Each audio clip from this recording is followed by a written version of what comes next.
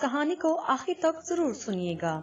ये अल्फाज कभी मुझे सख्त नापसंद थे और कहने वाला भी, मगर अब यही अल्फाज मेरा सरमाए हयात है। मेरा नाम पलवशा है। वक्त वक्त की बात है, कभी वो मुझे सख्त नापसंद था और बल्कि यूं कह ले कि मुझे उससे नफरत थी। उसके कजन यार कहने से मैं चिढ़ जाती थी और उसे खूब बेइज्जत करती। उसे बात बात पे बेइज्जत करना और उसकी इज्जत नफ्स मुजरू करना मेरा पसंदीदा मशगला था, और यही मशगला अब मेरा उम्र भर का पछतावा।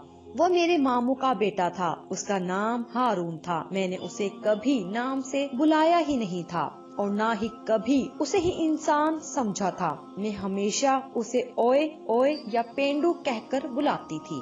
वो हमारी गाड़ी चलाता था, जिसकी वजह से मैं उसे अक्सर ड्राइवर भी कह देती थी। मेरा मकसद उसको जलील करना होता था, मगर उसने कभी मुझसे शिकवा नहीं किया था और ना ही कभी नाराज हुआ था। वो 9वीं क्लास में था जब मामू फौत हुए। घर में सबसे बड़ा होने के नाते सारी जिम्मेदारी हारून के कंधों पर आ पड़ी और उसने स्कूल को खैराबाद कहा और मेहनत मजदूरी करने लगा। हमारे समेत हारून के बाकी रिश्तेदार भी अच्छे भले खाते पीते थे, मगर किसी को भी इतनी तौफीक ही नहीं हुई कि कोई उनके सर पे हाथ रख देता।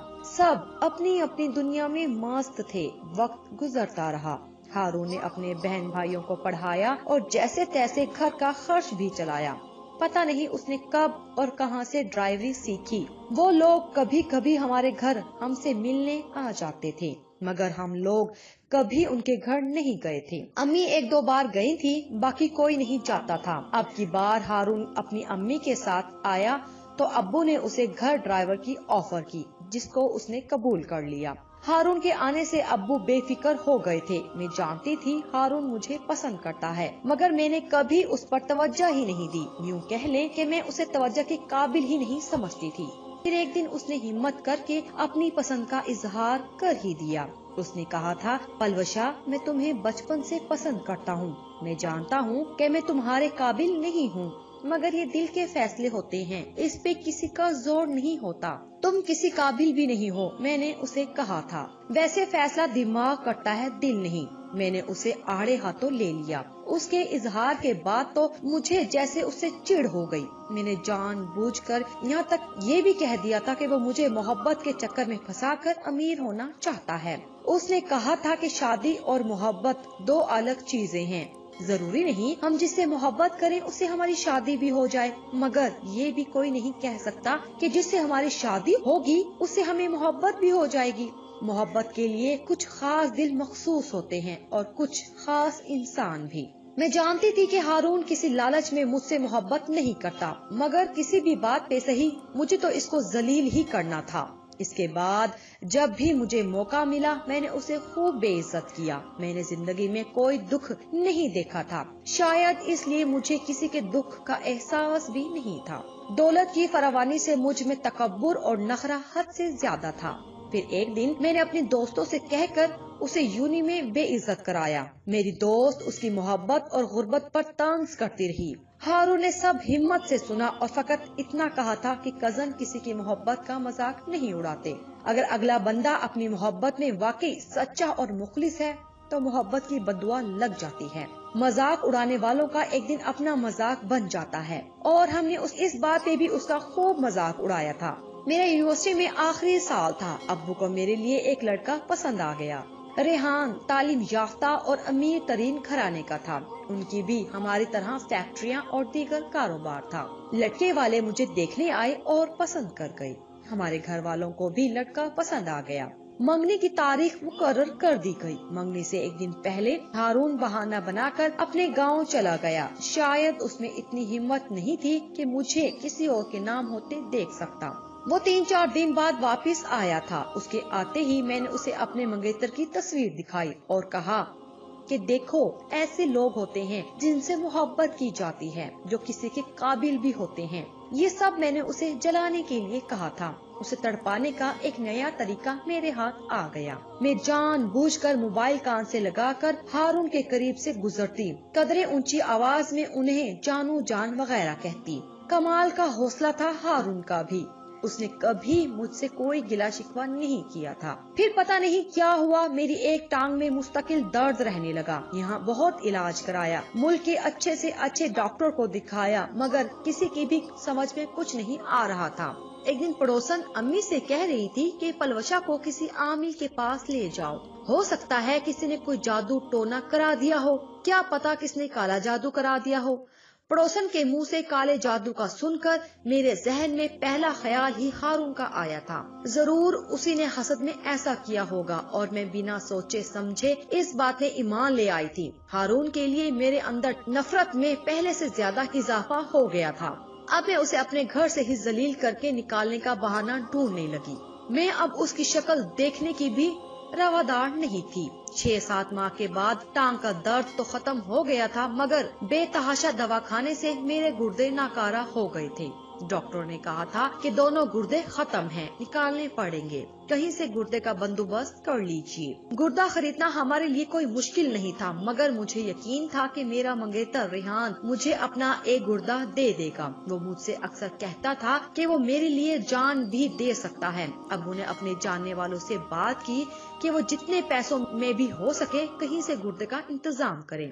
ریحان میرے لیے بہت فکر مند تھا۔ مجھے یقین تھا کہ وہ کہے گا، پلوشا پریشان ہونے کی ضرورت نہیں، میں ابھی زندہ ہوں، میں دوں گا اپنا ایک گردہ تمہیں۔ مگر ریحان نے ایسی کوئی بات نہیں کی۔ ریحان نے اتنا ضرور کہا تھا کہ پریشان نہیں ہونا، ہم کوشش کر رہے ہیں، جلد ہی کوئی انتظام ہو جائے گا۔ پھر میں نے ایک رات فون پہ خود ہی اسے کہہ دیا کہ اپنا ایک گردہ مجھے دے دو۔ میں نے بڑے مان سے کہا تھا۔ ریحان کچھ پل کے لیے چپ ہو گیا۔ پلوشا میں تمہیں کیسے اپنا گردہ دے سکتا ہوں؟ کچھ دیر کی خاموشی کے بعد اس نے کہا تو میرے مان اور بھروسے کا محل زمین بوس ہو گیا۔ 2 دن بعد مجھے ہسپتال داخل کرا دیا گیا۔ گردے کا انتظام ہو گیا تھا۔ مجھے پتا تھا ابو کروڑوں خرچ کر کے بھی گردے کا انتظام کر لیتے، اور انہوں نے یہ کر بھی لیا تھا۔ جب سے میری ٹانگ میں درد شروع ہوا تھا، ہارون بہت پریشان رہنے لگا تھا، مگر میں جانتی تھی وہ صرف مجھے دکھانے کے لیے پریشان ہونے کا ڈرامہ کرتا ہے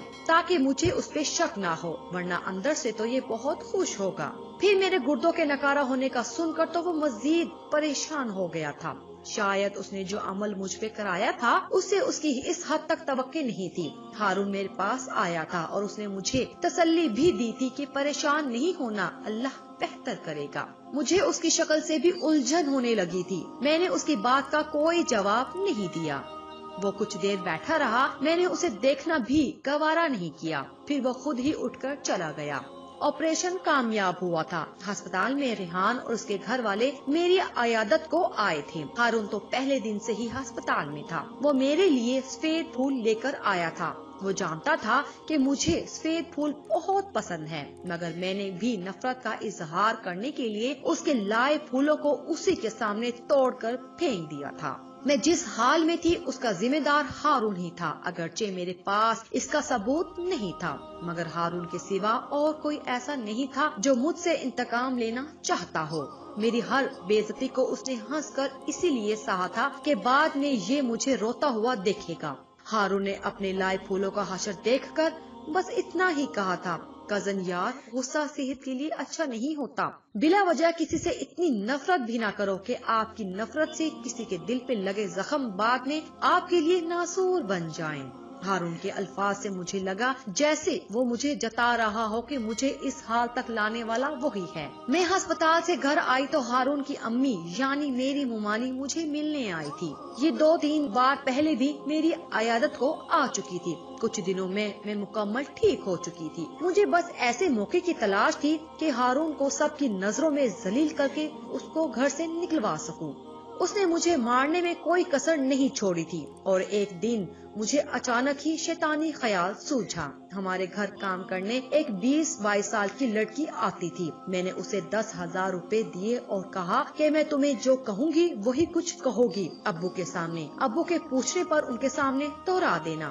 10,000 کی رقم دیکھ کر وہ فوراً تیار ہو گئی تھی۔ रात को अब्बू के कान भर दिए कि काम करने वाली लड़की ने कहा है कि वो यहाँ काम नहीं करेगी जब तक हारून इस घर में है, क्योंकि वो उसे पैसे का लालच देकर अपने साथ रात गुजारने का कहता है। 2-3 बार तो उसने दस्त दराजी भी की है। अगले दिन काम वाली आई तो मैं उसे अब्बू के पास ले गई। उसने भी वही कुछ कहा जो मैं रात को अब्बू को बता चुकी थी। अब्बू ने हारून से पूछना भी गवारा नहीं किया, फौरन उसे बुलाया और घर से निकल जाने का हुक्म दे दिया। हारून हक्का बक्का रह गया था। तुमने हम पे नेकी की है, इसका मतलब ये नहीं कि तुम जो मर्जी करते फिरो। अब्बू ने हारून से कहा। मैंने क्या किया है? हारून ने सवाल किया था। तुमने जो कुछ किया है वो कोई बेशरम और बेगैरत ही कर सकता है। इससे पहले कि अब्बू कुछ बोलते, मैंने हारून को जवाब दिया कि तुम बस फौरन इस घर से दफा हो जाओ। मैंने बड़ी अक्कड़ से उसे कहा था। हारून ने मजीद कुछ न कहा और न ही पूछा। उसने अपना बैग उठाया और चुपचाप घर से निकल गया। जाने से पहले मुझे कह गया था, पलवशा मुझे नहीं पता कि तुम इस हद तक चली जाओगी, क्योंकि मैंने उसे बताया था इसको यहाँ से निकलवाने में मेरा हाथ है। मैं तुम्हें कभी माफ नहीं करूँगा। हारून ने कहा तो मैं हंसकर तकब्बुर से कहा, तुमसे माफी मांग भी कौन रहा है? उसने एक नजर मुझे देखा और चला गया। मैं खुश थी कि मैंने अपना इंतकाम ले लिया है। 6 माह बाद मेरी शादी होने वाली थी। मैं और रेहान पहले की तरह एक दूसरे से फोन पर ढेरों बातें करते थे। मैं भूल चुकी थी कि रेहान ने मुझे कुर्ता देने से इनकार किया था। हारून को गए हुए 4 से 5 माह ही हुए थे कि मैं भी उसको भूलकर अपनी दुनिया में मस्त थी।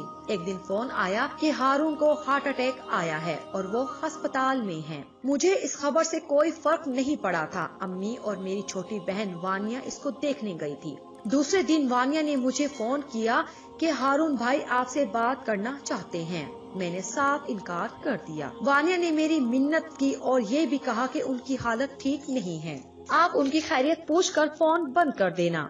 मुझे कोई जरूरत नहीं, मेरी बला से वो मर जाए या जिए, मैंने बेहिस्सी से कहा और वानिया के कुछ बोलने से पहले फोन बंद कर दिया। कुछ देर बाद वानिया के नंबर से मैसेज आया था। मैसेज हारून ने किया था, क्या तुम इतनी बेहिस हो? क्या तुम इतनी जालिम हो? मुझे मिलने ना आओगी? नीचे हारून का नाम लिखा था। मैंने फौरन डिलीट कर दिया और भाड़ में जाओ लिखकर सेंड कर दिया। जवाब पढ़कर उसकी जो शक्ल हुई होगी सोचकर मैं हंस पड़ी थी। अगले दिन सुबह मेरे फोन की बेल से मेरी आंख खुली थी। इतनी सुबह कौन फोन कर रहा है? मैंने बेजारी से सोचते हुए हाथ बढ़ाकर फोन उठाया। वानिया का नाम पढ़ते मुझे गुस्सा आ गया था। मुझे यकीन था कि फोन हारून कर रहा होगा या उसने वानिया से कहा होगा कि फोन करके मेरी बात करवा दो। इतनी देर में मोबाइल खामोश हो गया था। मैंने शुक्र अदा किया और करवट बदलकर फिर सोने की कोशिश करने लगी।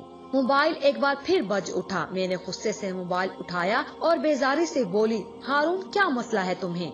आप ही हारून भाई फौत हो गए हैं। वानिया ने रोते हुए बामुश्किल इतना ही कहा था। मेरी नींद गायब हो गई। शायद मुझे ऐसी खबर की तवक्का नहीं थी। मुझे जरा दुख सा हुआ। मैंने कंबल लपेट कर सोने की कोशिश की मगर नींद नहीं आई।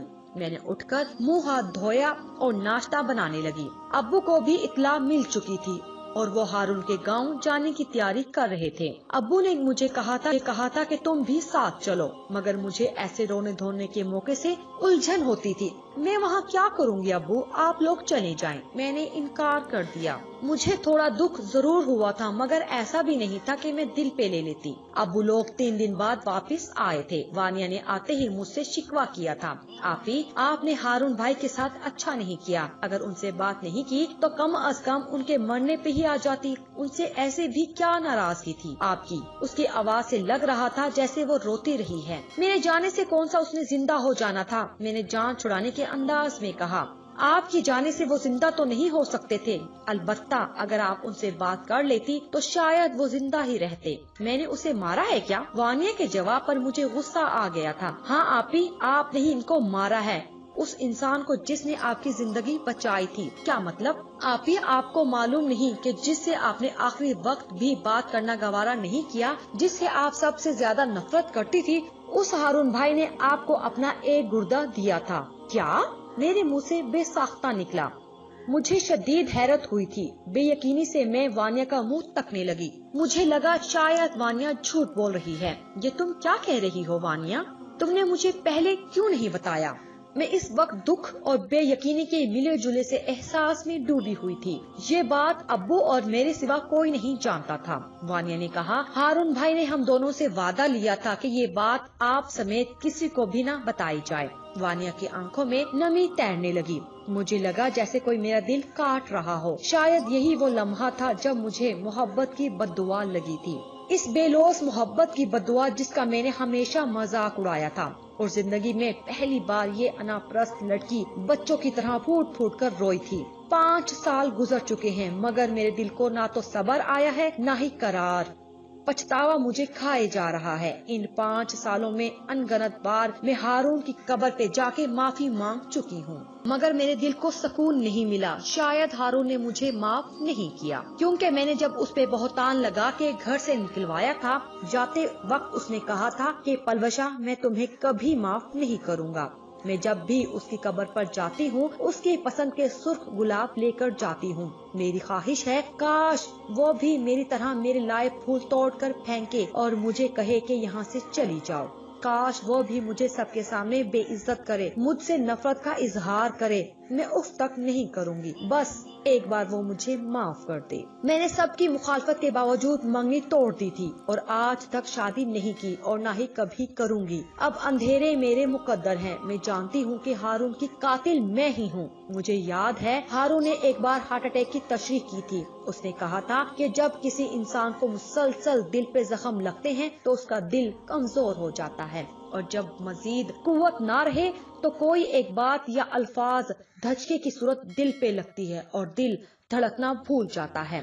लोग कहते हैं उसे हार्ट अटैक आ गया। मुझे ना कोई जानता है और ना ही कोई जानने की कोशिश करता है। उसने ठीक कहा था, मेरे रवैये ने उसे मारा है। और जब अस्पताल में उसने मुझसे बात करना चाही तो मैंने इनकार कर दिया। शायद इसी बात ने इसको मार दिया हो। मैं खुद को उसकी कातिल समझती हूँ और उसकी सजा मुझे बेसकूनी, तन्हाई और पछतावे की सूरत में मिल रही है। काश वो इस वक्त इस बात को समझ लेती और उसे इंसान ही समझती तो पछतावा मेरा मुकद्दर ना होता।